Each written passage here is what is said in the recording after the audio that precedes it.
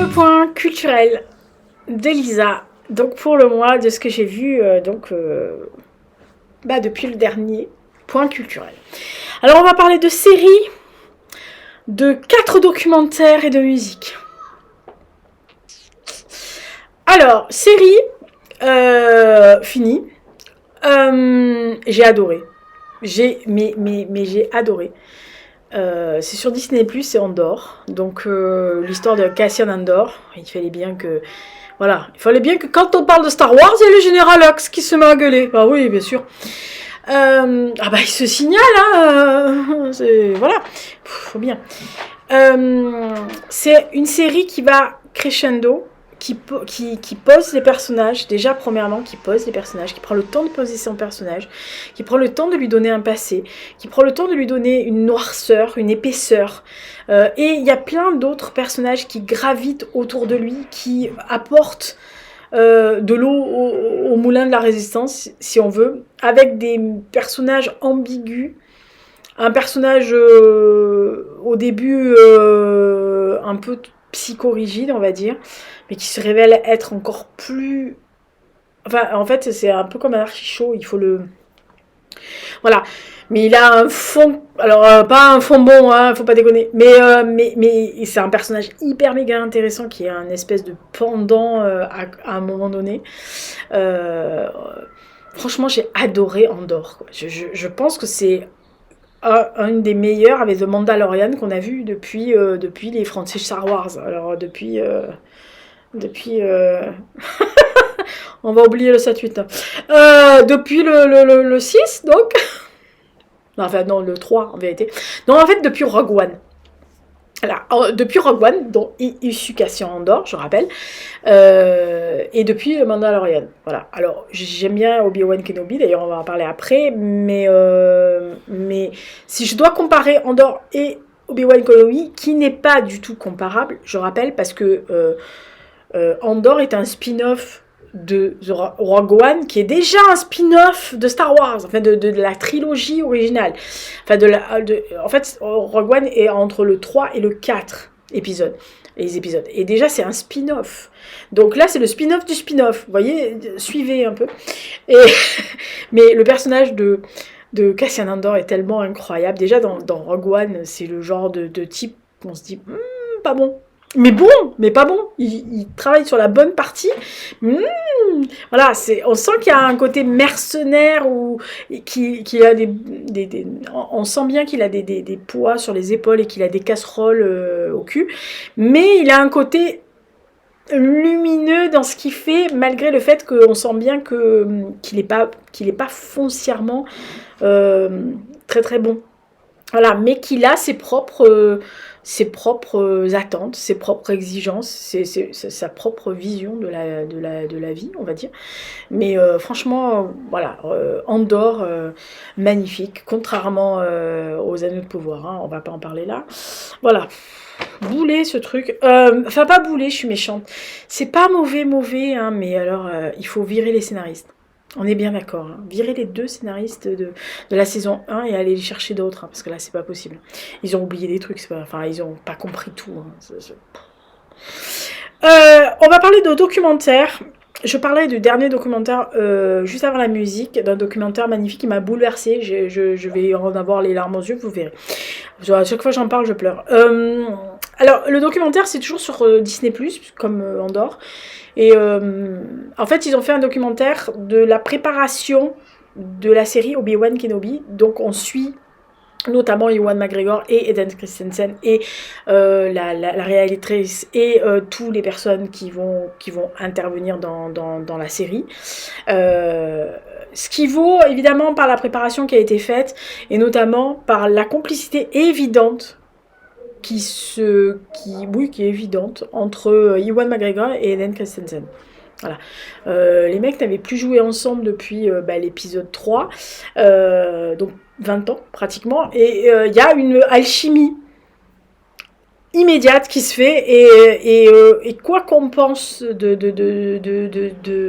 personnage ou de l'acteur qui était Christensen au moment où il est arrivé, pauvre garçon, sur Star Wars, il est pas mauvais, hein, voilà, mais il a un rôle enfin c'est un mastodonte le truc, ça vous tombe dessus quand vous êtes tout jeune et que vous n'êtes pas trop connu, que c'était juste un acteur canadien basique, hein, enfin, il était vraiment pratiquement inconnu, il faut avoir les épaules pour, mais il s'en est sorti assez pas mal. Il n'a pas été aidé par les scénaristes qui lui ont mis des trucs un peu guimauve, un peu concon au milieu, mais en gros, il s'en est hyper bien sorti parce qu'il est devenu l'incarnation d'Anakin Skywalker, il est devenu l'incarnation du jeune Dark Vador, celui que l'on imagine. Voilà, donc, et là, je dois avouer que la première scène où il apparaît, ça vous file des frissons. Ah ben oui, moi je vous le dis. Et c'est joli de voir les arcanes, comment ils ont monté ça, et comment effectivement ils ont repris leurs gestes qu'ils avaient, des batailles qu'ils avaient fait, qu'ils avaient répété 20 ans auparavant, et c'est revenu comme ça. Voilà, donc si vous avez aimé la série Obi-Wan Kenobi, si vous aimez Ewan McGregor ou Hayden Christensen, ou les deux, c'est toujours agréable de regarder des jolis garçons. Moi, je dis ça, je dis rien. On passe au documentaire. Alors, il y en a le premier documentaire, c'est un documentaire sur Netflix qui s'appelle Aftershock, histoire du séisme au Népal de 2015. Alors, je suis tombée dessus, c'est trois épisodes. En fait, on suit parallèlement plusieurs alpinistes, alors chevronnés ou novices, qui sont au camp de base, au pied de l'Everest, qui vont commencer à l'ascension. Donc il y en a certains qui se préparent pour aller au camp numéro 1, d'autres qui sont à la base et qui attendent ou qui sont redescendus. On va suivre un groupe de touristes israéliens qui est dans la vallée du Langtang, qui est l'une des plus belles vallées du monde, hein, on entend, et qui va faire une halte dans un village.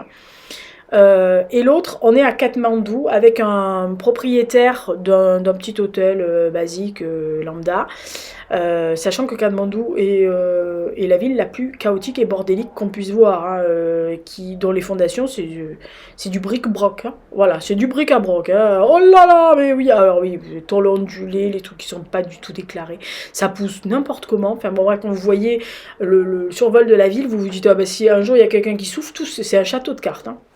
Et donc un jour, va se produire un tremblement de terre assez important, et il va y avoir des coulées de neige, de glaciers qui vont s'effriter des monts de l'Everest et qui vont engloutir. Alors, au pied de l'Everest, donc près du camp de base et du camp 1 et du camp de base, il va y avoir une coulée, avec des gens qui étaient dans la montée vers le camp 1. La vallée va être prise en sandwich littéralement, et dont un des villages où il y a les touristes israéliens qui ont gagné un truc un peu en hauteur, le hasard, hein, le hasard, la veille, mais qui sont repartis à droite, à gauche, etc., vont se retrouver on va dire témoin de l'anéantissement complet d'un village et d'une parcelle et de toute la parcelle qui était autour du village. Le village est littéralement rayé de la carte. Et on suit à Katmandou, donc cet homme, avec sa femme, ils tiennent un hôtel qui fait 7 ou 8 étages, mais vous savez, c'est les petits hôtels, voilà, et qui va s'effondrer, et donc on suit les sauveteurs. Alors il y a des images de caméras, genre de GoPro, parce que les alpinistes, les touristes ont filmé, comme vous et moi on aurait filmé, et ils sont témoins. Donc il y a aussi l'incapacité des sauveteurs d'arriver là, hein, on parle de l'Everest. L'incapacité de communication parce que tout a été fourgué, l'incapacité de compréhension de l'autre parce que quelquefois on parle pas la même langue et on n'a pas les mêmes us et coutumes, et donc il y a un peu des tensions, notamment dans les rescapés du village, etc., avec les touristes qui arrivent par un téléphone satellite à essayer de joindre quelqu'un pour venir les récupérer parce qu'ils ont une compagnie d'assurance, mais voilà, il y a des interprétations mal faites. Euh, et cette recherche de cet homme qui cherche dans les décombres sa femme, voilà, et les employés de l'hôtel, et la course contre la montre des sauveteurs, des gens qui sont là, qui savent pas, qui creusent même avec les mains, et tout cette beauté de cette vallée et de l'Everest euh, fait comprendre que c'est un univers extrêmement dangereux et qu'il y a de plus en plus de monde qui y va et qui mettent en danger, alors la nature est déjà suffisamment un gros danger, mais qui mettent en danger aussi les gens qui sont là pour les amener. C'est-à-dire que ce soit les alpinistes et les guides chevronnés, dans un d'ailleurs qui était à la 28e ou je sais plus combien, ascension de l'Everest, le mec il a l'habitude, qui suite à ce tremblement de terre et au traumatisme que ça lui a provoqué de voir des gens tomber dans des crevasses, ne peut plus mettre les pieds là-bas. Il grimpe sur les grands sommets du monde, mais là-bas, il ne peut plus y aller. Et c'est pourtant un mec qui était chevronné. C'est des vies gâchées. Il y a eu plus de 8000 morts sur ce tremblement de terre. Et vous vous rendez compte la fébrilité et la petitesse que nous sommes. En fait, la nature peut nous dégommer comme elle veut, quand elle veut. Il suffit de rien du tout pour nous foutre par terre parce qu'on n'est pas capable de lutter contre elle. Et aussi le fait que quand vous voyez le camp de base au début, là, quand tout va bien, vous vous dites putain mais une ville entière qui est au pied du plus haut sommet du monde, enfin du toit du monde on va dire. Alors bien sûr que la vue de là-haut doit être sublimissime. Moi je suis pas téméraire pour 3 sous perso, hein. Donc c'est hors de question. Je ne ferai jamais ce genre de choses, je le sais. Parce que déjà, moi, rien que la vision de la fille qui part, alors elle s'est un peu entraînée, parce que avant de faire l'Everest, je vous rappelle qu'on vous fait faire d'autres sommets avant, hein, parce qu'on va pas faire l'Everest un peu comme si on allait pique-niquer sur la plage, hein, on est bien d'accord. C'est pas votre première ascension que vous allez faire, enfin si les guides et les organisations, parce que ça se paye, hein, à un moment donné, ils évoquent à peu près 40 000 € quand même pour la formation d'aller sur l'Everest, etc. Tout ce qui est en mise donc c'est pas donné au premier Pékin du coin. Mais c'est pas donné au premier Pékin du coin non plus. Voilà, parce que si votre guide et les organisateurs qui vous accompagneront et qui vous mettront au pied de l'Everest, en tous les cas, qui vont vous acheminer à papate. À papate! Oui, commencez pas. En papate au camp de base, déjà rien que ça, il faut y aller. Ils vont vous expliquer. En gros, pour vous mettre un peu renseigné, il faut quand même faire beaucoup d'autres sommets avant. Hein, vous y allez pas tout de suite. Donc c'est quand même des gens qui sont novices à l'Everest, mais qui sont comme papa novices en grimpette. Alors évidemment, ça va être sublime. Hein, mais à un moment donné, elle a une caméra embarquée sur sa truc, et donc elle traverse pour rejoindre cette espèce de mur de glace là, pour arriver au camp numéro 1.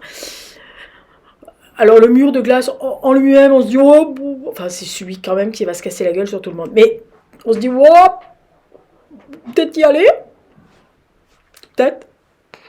Mais alors quand on voit qu'il faut enjamber une crevasse qui doit être aussi large que mon salon, pas comme un truc, et que c'est une échelle en métallique, vous savez les échelles métalliques pour monter au toit, qui sont encordées l'une avec l'autre, c'est-à-dire qu'il y a 2 échelles l'une avec l'autre encordées au milieu, et que ils ont quand même, vous voyez les chaussures avec les clous là, enfin les pics, les pointes, je sais pas comment on dit, je suis pas alpiniste, hein.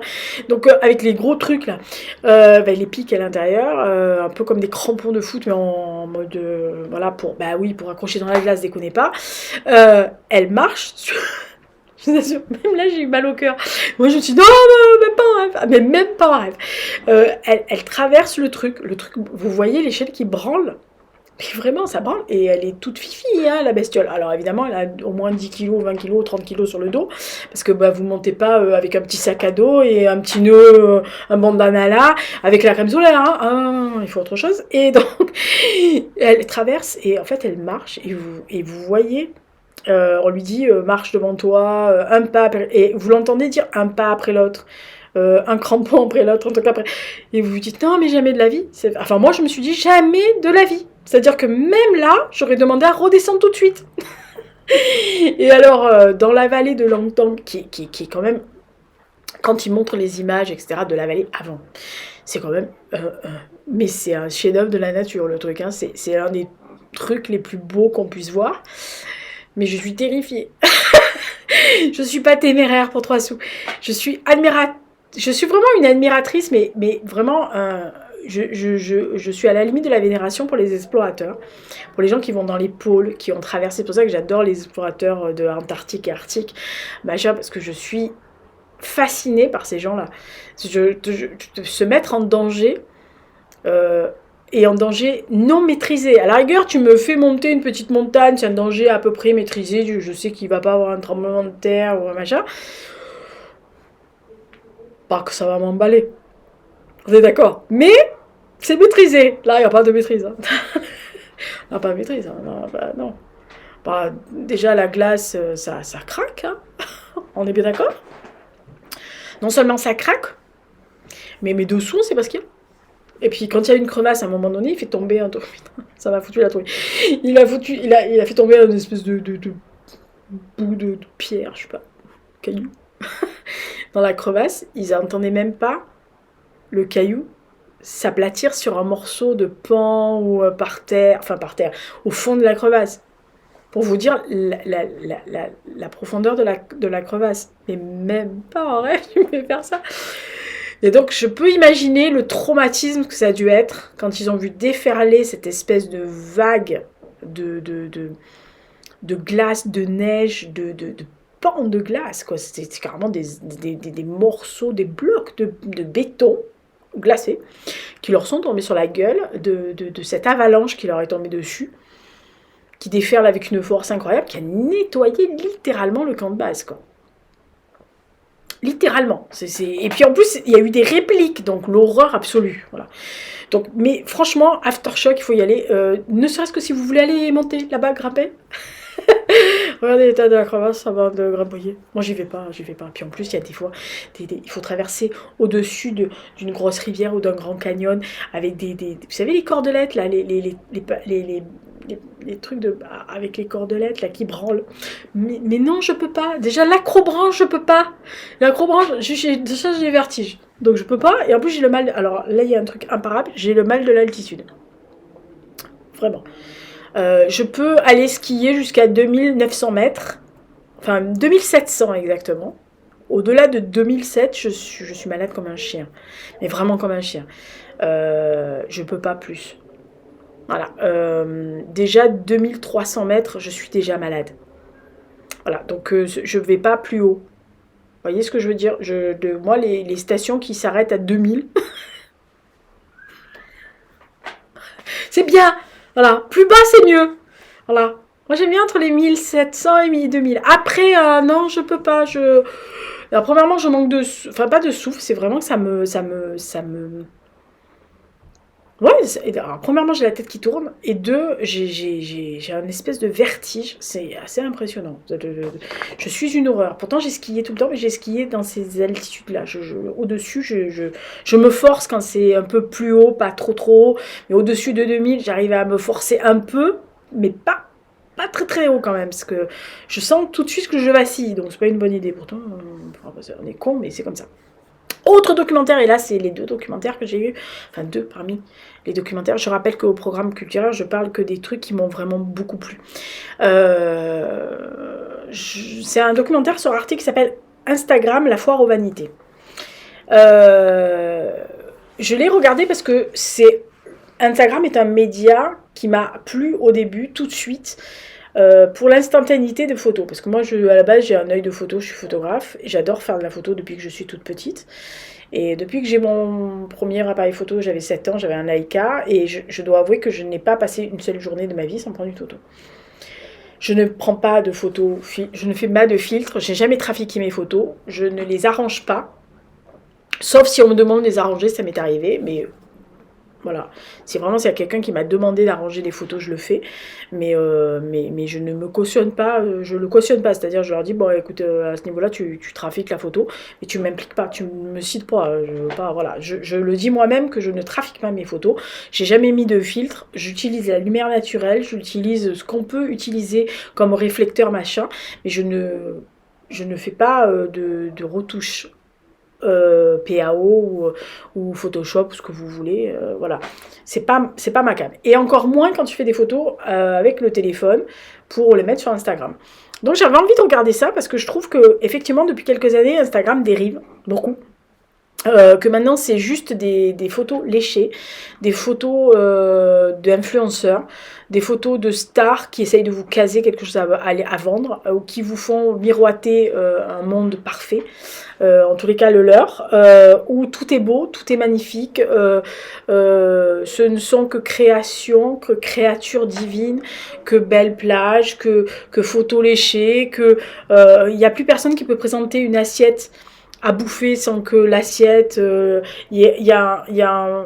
tout est bien agencé, c'est limite, il n'y a pas le haricot vert qui tombe pile poil parallèle à la fourchette. Il n'y a plus de spontanéité, ce qui était l'essence de Instagram. Alors je veux bien qu'elle ait été rachetée, que c'est été racheté par Facebook et que depuis on est inondé de pubs. C'est insupportable. Alors, entre les influenceuses, les Instagrammeuses professionnelles, les stars qui sont payées pour placer du produit, parce que là, dans le reportage, il y a des gens qui arrivent à toucher 750 000 $ par poste. Un poste pour placer, je sais pas, je vous place Tolstoï. Je suis payée par la maison d'édition pour vous placer ça. Si je suis très connue et que j'ai pas mal d'abonnés, je suis capable de vous faire de payer ce genre, d'être rémunéré pour ça. Et ça, c'est un truc qui n'était pas du temps de Instagram au début.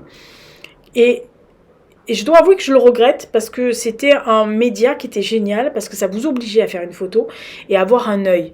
Ça vous obligeait à faire attention à la photo parce que vous pouviez... Bon, il y avait 2-3 filtres au début, mais c'était des filtres base, hein, de merdique. En fait, ça vous faisait soit le noir et blanc, soit le sépia, machin. Donc en fait, en gros, c'était la base. Et encore, si vous maîtrisiez votre appareil photo ou vous maîtrisiez votre... le smartphone, à l'époque, c'était pas trop évolué. Mais en tous les cas, si vous maîtrisiez votre smartphone, vous pouviez faire déjà ça. Donc il n'y avait pas de souci, mais c'était l'instant. Voilà, maintenant c'est du léché, du léché, du léché, et uniquement pour vous vendre des trucs. Et tous les 3 posts, je sais pas, vous l'avez remarqué, tous les 3 posts, s'il y a des pubs. Vous ne pouvez plus regarder votre fil tranquille sans avoir des pubs tous les 3 posts. Et le pire, c'est les stories. Bordel de petits bonhommes, les stories. Moi, je dois avouer qu'il y a beaucoup de stories que je ne regarde plus. Voilà, je regarde certaines stories de certaines personnes que je suis parce que je sais qu'elles vont m'apporter un truc. Mais au début, les stories, c'était pour montrer des trucs, par exemple une photo, un instantané photo, ou faire une vidéo de quelque chose, etc. Maintenant, c'est pour vendre son truc. C'est un journal intime ouvert à tout le monde, où tout le monde expose tout. Sa vie, son œuvre, ou pas, etc. Moi, je me servais d'Instagram, d'ailleurs, si vous remontez mon fil, pour faire exactement la même chose que plus ou moins je fais maintenant, même s'il y a un peu plus de livres maintenant. Avant, je montrais ce que je lisais, ce que je mangeais, un joli tag dans la rue, un vol d'oiseau, un chat qui était joli, mon chat. Voilà, des choses qui étaient dans l'instantanéité. Je passais devant un mur avec une superbe street art, je prenais la photo, la plus jolie photo que je puisse voir, en tous les cas pour moi, de mon œil à moi, pour pouvoir la montrer, mais j'étais pas là pour vendre quelque chose. Et je suis toujours pas là pour vendre quelque chose. Alors, les rares posts que je fais sur mes bouquins quand ils sortent, c'est pour annoncer qu'ils sortent. Vous me verrez jamais mettre... écrit allez acheter mon dernier roman. Je ne l'ai jamais fait. Je vais mettre si vous voulez l'acheter dans le corps du post, oui, vous pouvez y aller. Mais je ne vais pas vous harceler par story. Je ne vais pas faire 50 millions de stories. Je fais des stories, par exemple, quand quelqu'un fait une chronique, je la mets dans la story. Ou je la mets dans mon mur, parce que c'est ma vitrine. Mais je ne lèche pas mes photos. Et ce côté parfait, tout est bien beau, tout est bien maîtrisé. Je vois les photos de bouquins avec plein de petits trucs. Elles prennent un temps fou. Elles sont jolies, hein, leurs photos. Mais elles prennent un temps faux. Enfin, elles sont jolies. Mais bon, après, on sait qu'elles ont maîtrisé la lumière, qu'elles ont retouché le truc. Ça se voit à l'écran, hein.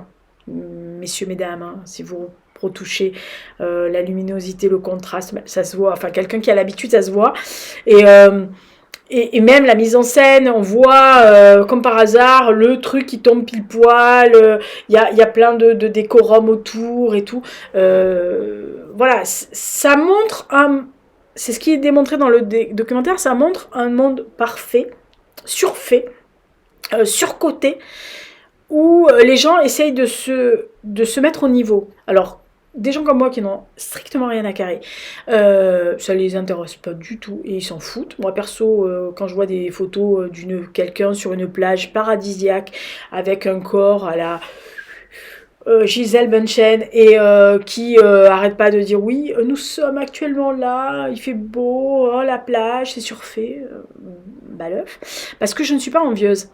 Voilà, alors j'ai cette chance, je suis ni envieuse ni jalouse, j'en ai rien à foutre.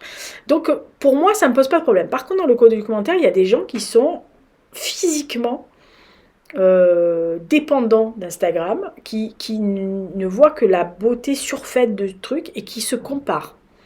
Et donc ils vont comparer la photo d'un produit, la photo de leur vie. La fille qui fait son petit déjeuner le matin, qui présente son assiette de petit déjeuner, c'est des œuvres d'art. Vraiment, c'est des œuvres d'art. Vous essayez de faire la même chose, ça ressemble à rien. Ou alors ça va ressembler, mais pas top, parce que la personne, elle n'a pas forcément le même équipement. Enfin, vous n'avez pas forcément le même équipement que vous. Simplement, dans la truc, très souvent, il y a des partenariats. Il y a des rémunérations ou des partenariats qui sont un peu cachés quelquefois, parce qu'il faut fouiller au bas du poste, machin, à bas à droite pour voir. Parce que autant par exemple sur YouTube il y a écrit partenariat et encore il y en a qui ne le font pas, ou qui le mettent dans les commentaires, dans la barre d'infos en bas à droite, et donc du coup vous savez pas trop. Ça se voit encore, mais Instagram, c'est marqué, oui. En haut vous avez, mais vous n'êtes pas obligé, selon certaines personnes, si elles le mettent dans le corps du truc, oui, elles l'ont dit. Mais elles l'ont dit en bas de leur poste. Je suis très mal assise, je suis désolée. Et là, vous avez des témoignages de gens qui ont été poussés à la dépression. D'autres qui sont devenus tellement accros qu'ils ont décroché. Il y a un petit jeune qui a décroché à l'école, qui pense que la vie, c'est que Instagram, qu'il faut que tout soit parfait, que tout soit lisse, qu'il y a une image qui est déformée de la réalité, et que c'est vraiment le bûcher aux vanités, c'est-à-dire que ça pousse les gens à faire la surenchère tout le temps, à avoir plus de likes, plus de gens qui regardent, plus de choses qui sont magnifiques, plus de gens qui les applaudissent en disant « Oh, tu es merveilleux, oh, ça, machin ». Mais on s'en fout. Voilà, c'est pas de la création, quoi. Je veux dire, il y a personne voilà, si vous faites de la créativité, où vous créez quelque chose de novateur ou de très personnel, mais qui est dans la mouvance d'un mouvement, mais qui est personnel, vous créez quelque chose. Si c'est pour vous conformer à la personne qui a fait la même chose et qui va acheter le même produit, qui va acheter le même objet, qui va acheter qui va faire les mêmes voyages, et qui va montrer le même plan, parce qu'il y en a certains qui sont arrivés, d'ailleurs sur le reportage, on le voit, il y a des gens qui sont allés reproduire. Faut y aller. Sur Instagram, ils ont vu une plage ou un endroit dans le monde. Et donc, ils ont réussi à se payer le voyage paradisiaque, machin. Ils sont allés faire la photo pour que la photo qu'ils fassent soit conforme à la photo qu'ils avaient vue, exactement le même cadrage, la même lumière, le même truc, mais avec eux dessus, pour dire, vous voyez, moi aussi je suis allée, voilà, moi aussi j'ai fait ça. Mais vous avez quel âge, 3 ans? Voilà. Et le reportage vous donne juste envie de tourner le logiciel Instagram, de le virer, en gros. Alors moi, ce qui m'embête, parce que j'adore ce moment, mais j'ai encore ce truc de Insta, c'est-à-dire que si vous voyez mes photos, elles sont pas léchées, je les ai pas préparées à l'avance. C'est quand, par exemple, je tourne une vidéo, je fais la photo qui va illustrer mon post, mais je l'ai faite. Voilà, là, la photo que vous allez voir pour ce post-là, bon non, c'est ça va être la vignette avec tout de ce dont je parle. Mais par exemple, quand je fais les bouquins, la vignette que vous voyez sur YouTube, c'est la vignette que j'ai pris en écran comme ça. J'ai fait un imprimé écran tout de suite. J'ai fait Alt Greux, machin truc là, qui fait un imprimé écran. Au moment, alors des fois je suis pas à mon avantage, mais on s'en fout. En fait, je la retouche pas la photo.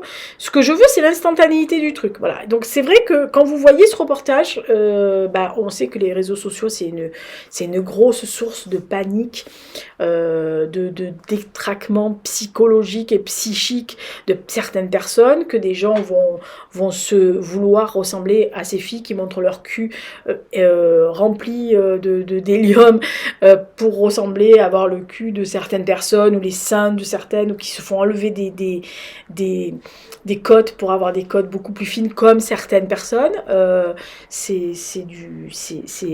êtes au courant, vous êtes en train de vous mettre dans un moule et vous allez tous ressembler les uns aux autres. Bah, c'est pas ça la diversité humaine, hein. Sinon, on nous aurait créé sur le même modèle, on aurait décliné tout le monde pareil et on serait tous parfaits. Voilà. Mais si la perfection n'existe pas, c'est bien parce que justement, il ne faut pas qu'elle existe, sinon on se fait chier royalement. Voilà, donc ça c'est sûr. Et alors, dernier reportage, et alors celui-là, c'est un bijou. Vraiment. Et d'une force, mais incroyable. Je suis tombée dessus parce que j'ai été attirée par le titre. J'ai vu quand je serai grande, je serai une fille. Et en fait, le titre est assez trompeur parce que j'ai pensé que c'était... Parce qu'on voyait une petite fille à l'écran, enfin dans la vignette. Et on voyait une danseuse ou une petite poupée ou un truc comme ça. Et je me suis dit, ah tiens, ils vont suivre le parcours d'une petite fille. Peut-être sur quelques années, pour montrer l'évolution d'une fille en jeune fille. Voilà. Et que nenni. Parce que cette petite fille, qui s'appelle Sacha, est née dans le corps d'un garçon. Et quand elle a eu 2 ans et demi, elle a dit honnêtement à ses parents que quand elle sera grande, elle sera une fille. Et cette petite bonne femme qui, quand on la suit dans le documentaire, elle doit avoir 7-8 ans.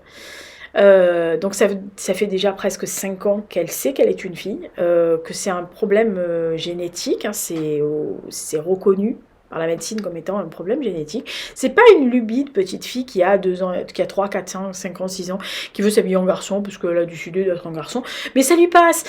Toutes les filles, on a toutes rêvé d'être Peter Pan, on a toutes voulu être le cow-boy dans mon époque, ou être l'Indien, machin, ou être un des mauvais garçons, ou un des garçons perdus de Peter Pan, voilà, mais ça passait.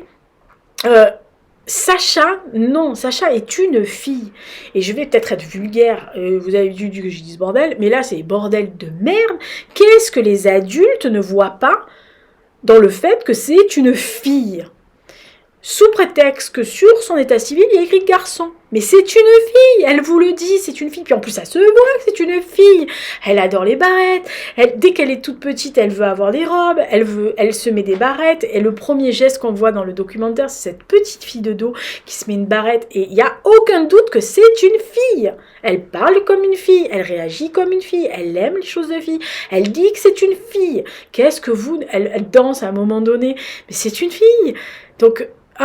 cette petite fille se prend un tonneau de merde, un tonneau de vexation, plus affreuses les unes que les autres, à cause d'adultes qui sont bornés, qui ont des œillères ou de la merde dans les yeux, au choix du roi, voire les trois. Entre le directeur de son école qui refuse de l'inscrire dans certains cours, les parents d'élèves qui emmerdent littéralement ses parents en disant oui mais c'est pas normal qu'un garçon s'habille en fille, et je t'emmerde déjà, et qui la vexe, qui la mettent au banc de son truc, qui sont obligés de l'envoyer. Alors elle a un docteur à la PHP, alors je pense que c'est un pédopsie ou je sais pas, mais en tous les cas, ou alors de l'unité spéciale pour ce problème génétique là, qui l'accueille. Ce médecin on devrait lui envoyer des fleurs par bracelet de 12. Alors, parce que, je vous assure, je suis toujours très émue parce que ce médecin lui parle, déjà, premièrement, elle l'écoute. Ce que les autres adultes n'ont pas fait. Alors, elle a la chance, cette petite fille, c'est qu'elle a des parents et des frères et sœurs qui ont compris, qui ont accepté et qui ont compris. Alors ça n'a peut-être pas dû être facile au début, quand vous avez un petit machin, truc de 2 ans et demi qui vous dit je rentre chez une fille alors que c'est votre fils à la base et qu'il est né garçon, vous dites mais qu'est-ce que j'ai fait? Enfin c'est ce qui est arrivé à certaines personnes. Derrière à un moment donné la maman elle dit c'est ma faute parce que quand j'étais enceinte d'elle, parce qu'elle dit elle, hein, je voulais un garçon. Donc c'est ma faute. Et le médecin lui dit non. non, rassurez-vous, c'est pas votre faute, c'est la nature, c'est ça. C'est la nature, c'est mal fait. À un moment donné, il y a eu un bins. Et une fille s'est retrouvée dans le corps d'un garçon. C'est pas vous, c'est génétique, c'est comme ça. Ça arrive, c'est rarissime, mais ça arrive. Et vous voyez cette maman qui s'écroule littéralement parce qu'elle a dû porter le poids de la culpabilité de tous ces gens qui devaient lui dire « C'est ta faute, vous avez mal élevé votre enfant. » Mais putain, mais non, c'est une fille. Et cette professeure de danse, cette espèce de... qui jette cette gamine alors que son rêve c'est de danser avec un tutu. Et d'ailleurs, à la fin, elle danse, elle est tellement merveilleuse que vous dites « Ah !» Et qui la jette du cours comme une merde, parce qu'elle lui dit « Mais un garçon ne doit pas danser avec un tutu. Moi, je ne fais danser que les filles, et c'est pas une fille. » Enfin, mais qu'est-ce que tu vois pas que c'est pas une fille? Enfin, je veux dire, c'est une fille. Et les seuls moments qu'elle a de liberté, c'est quand elle va à Paris voir ce médecin, parce que quand elle part avec sa maman, elle s'habille comme elle veut. Donc elle s'habille avec une robe. Parce que dans la rue, personne ne regarde si c'est une fille ou un garçon. Je veux dire, vous la voyez, cette gamine, Sacha, c'est une fille. Donc quand elle passe à côté de vous, de la caméra, et qu'elle est habillée avec ses petites soquettes, ses petites robes et tout, c'est une fille. Quel est le problème? Ou il y a un problème si elle vous dit que c'est une fille. C'est pas quelque chose qui doit être dénominé. Enfin, c'est pas parce que vous êtes né fille ou garçon, que vous avez un vagin ou un pénis, que vous devez impérativement vous conformer à ce que vous avez. Alors oui, on va dire que 3/4 de la population mondiale est d'accord avec le truc qu'on lui a donné. Bon, mais il y en a d'autres que non. Et quel est le souci? Enfin, je veux dire, à quel moment on doit vous imposer ce que vous devez être? Alors bien sûr que ça peut paraître, ça doit être très difficile de faire accepter ça, parce que je vous dis, il y a des gens qui ont des œillères. Et le médecin, à un moment donné, envoie un courrier, alors médical, hein, au directeur, parce qu'il a exigé quand même, le directeur, enfin il faut quand même pas avoir de face, mais enfin, c'est l'éducation nationale qui doit l'exiger, mais en tout cas lui il exige aussi, il exige un courrier officiel du médecin qui suit Sacha pour lui indiquer, en gros, pourquoi elle dit que c'est une fille. Donc le médecin lui explique que c'est génétiquement comme ça, que c'est médicalement clinique, et qu'elle lui demande instamment, hein, elle lui demande instamment d'appeler Sacha en tant que fille, c'est-à-dire qu'elle doit utiliser les pronoms elle, et tous les pronoms féminins en concernant Sacha. Et le regard de cette gamine, elle a une force, cette gosse. Et alors, moi je pense, enfin, mon avis, hein, j'aimerais bien que le réalisateur qui a fait ça la suive. Parce qu'elle prend la décision quand même à 8 ans. Elle est sûre d'elle. Enfin, je dirais, il n'y a pas de... Il n'y a pas d'autre chose à avoir pour elle. Blâmez-vous parce que pour que moi je pleure, je vais pleurer tout le long. Ah ben c'est terrible, hein, moi à la fin j'étais en larmes, hein. Mais parce que ça m'a tellement énervé de voir cette gamine se prendre des seaux de merde. Elle prend la décision d'arrêter de prendre des hormones de croissance, c'est-à-dire de devenir une fille. Donc elle prend le geste fort à 8 ans de dire non, je veux être une fille, je serai une fille. Donc on va arrêter ta croissance en tant que garçon pour qu'elle soit une fille. Et le médecin lui explique qu'il y a une transformation après. Tu sais qu'il y a beaucoup de choses, des transitions. Oui, il n'y a pas de problème. Donc elle lui explique que c'est réversible à un moment donné tant qu'elle n'a pas fait les grosses transitions chirurgicales, mais que voilà, c'est quand même important comme décision à prendre. Elle est sûre, c'est une fille. Et quand vous voyez la fin du reportage, vous êtes sûr d'une chose, c'est que Sacha va être une très jolie jeune femme. Elle est trop jolie. Elle est trop belle. Bon bref, on passe à autre chose, sinon je vais crever. Mais allez voir le reportage, ça s'appelle Quand je serai une fille. Quand je serai une fille sur Arte. Mais blindez-vous hein, si vous êtes comme moi. Si c'est un genre de truc, ça vous révolte, parce que ça m'a toujours énervé que les gens vous mettent dans des cases uniquement parce que c'est votre sexe, parce que c'est votre culture, parce que c'est votre religion, parce que c'est votre façon de penser, etc. Ça me gave. Moi, les gens qui mettent les gens dans les cases, ça m'énerve. Voilà. Moi, ça m'a jamais gêné que mes potes me disent j'aime les garçons, j'aime les deux. J'en fous. J'aime personne. J'ai pas envie, moi j'ai des copains j'ai un copain qui n'aime pas le sexe, vraiment, et il est avec sa copine depuis des années et ils n'ont jamais rien fait et ça ne les intéresse pas. Mais quel est le problème? Et alors les gens, ouais mais comment, je comprends pas, ils doivent avoir un souci. Non, il n'y a pas de souci, c'est pas parce qu'on t'a dit qu'il fallait sauter sur tout ce qui bouge que tu es obligé de sauter sur tout ce qui bouge. Voilà. Et Sacha, c'est pareil. Sacha est une fille. Donc, si un jour, les gens qui ont eu affaire à Sacha passent par là, laissez-la tranquille. C'est une fille. Elle va être beaucoup plus belle que vous. Vous êtes jalouse, donc allez vous faire foutre. Voilà, ça c'est dit. Voilà, c'est comme ça. C'est moi le chef. Enfin, le chef, c'est Hux. Faut rappeler qui est dans cette baraque. Et on finit en musique parce que je l'ai acheté en MP3 parce que je l'ai commandé en CD et en vinyle. Oui, non, je suis ma boule, je sais. Mais je les ai pas encore reçus, mais j'ai téléchargé le MP3 dès qu'il est sorti. J'ai eu le dernier Arctic Monkeys de corps. Oh, putain. Pourquoi Alex Turner est génie? C'est un génie ce garçon, il m'énerve. Il m'énerve parce que, alors lui, dans le style, à chaque fois, il me fout un uppercut dans la gueule et je deviens ma boule. Ben voilà, là, je suis devenue ma boule. Voilà. J'avais déjà aimé les deux premiers singles sortis. Donc, qui sont There Better Be a Mirror Ball et Body Paint, qui sont deux petits bijoux. Il y en a d'autres. Hein. Voilà. Ne vous emmerdez pas, il a encore sorti un album qui est complètement différent de ce qu'il a fait avant, mais il a une ligne de conduite, le gars. C'est pour ça que je le rapproche beaucoup de Damon Albarn, dans la façon dont il a de construire ses éléments avec Arctic Monkeys, mais en dehors, un peu comme fait Albarn, comme fait Coxon aussi. Graham Coxon, pour ceux qui ne connaissent pas. Depuis que vous traînez ici, vous connaissez Graham Coxon maintenant. C'est pareil, c'est des gens qui, premièrement, c'est des gens qui sont avant-gardistes et qui savent arriver à devancer. Alors lui, il devance pas, il trace. Voilà, il trace son chemin, il trace sa découverte, il pousse les limites de son génie, en gros, hein, le gars. C'est une bombe, ce type. C'est impressionnant. Il est... Enfin, moi qui l'ai vu évoluer depuis 2004, je savais, hein, 2004, 2005, 2006, j'ai su que ce garçon avait un talent qui était au-delà de toutes les frontières. Mais il est impressionnant. Vraiment. Il maîtrise les trucs, mais je sais pas. Et alors, premièrement, il écrit des chansons. Parce qu'il est tout jeune, hein, c'est un gamin. Enfin, un gamin, pour moi, c'est un gamin. Mais...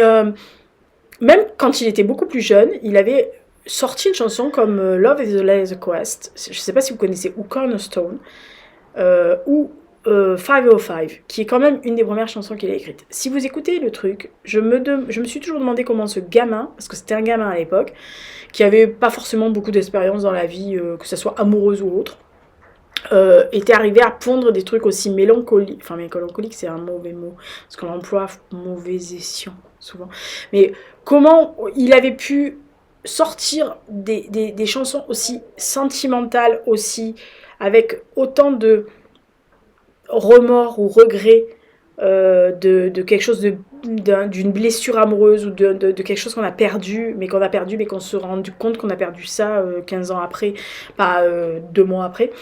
Quand vous prenez de l'âge, vous vous rendez compte qu'il y a des choses qu'on a, des trucs qu'on a vu mais qu'on n'a pas voulu voir, ou qu'on a fait mais qu'on n'aurait pas dû, ou qu'on n'a pas fait et qu'on aurait dû. Mais ça, c'est la vie. C'est les actes manqués de Goldman dans la chanson, mais c'est ça.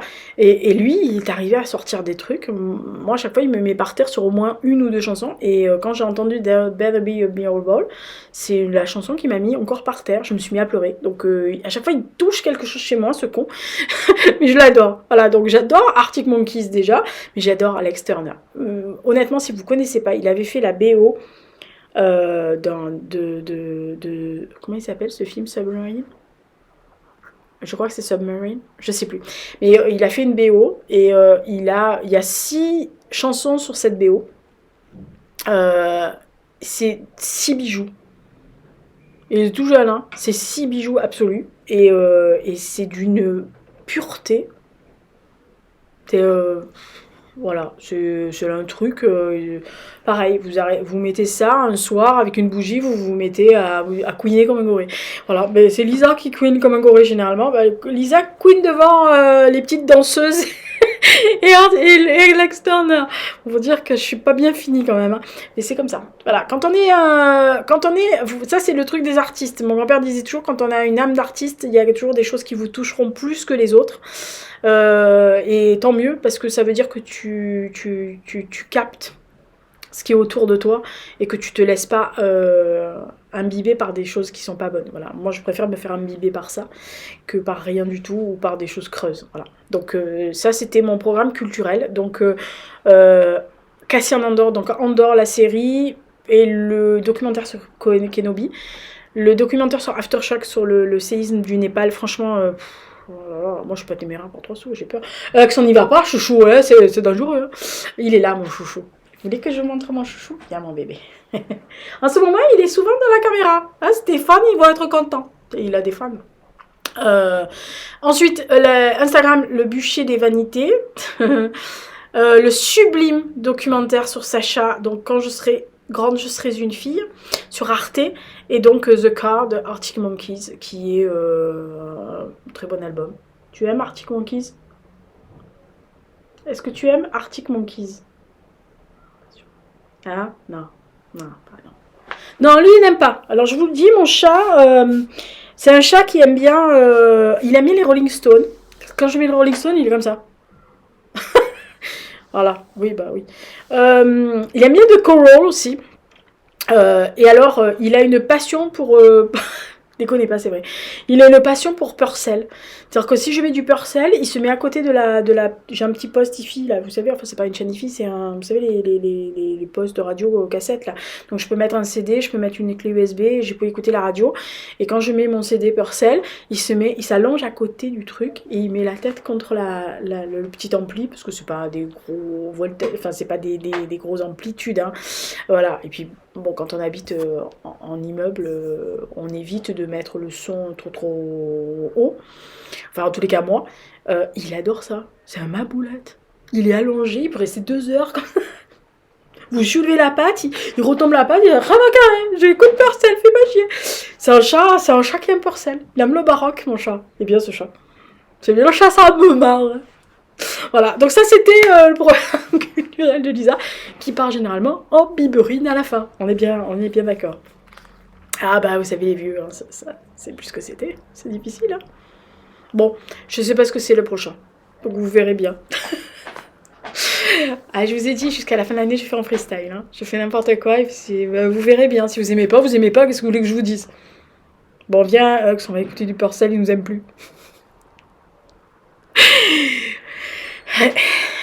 Quand je serai vieille, je serai une fille.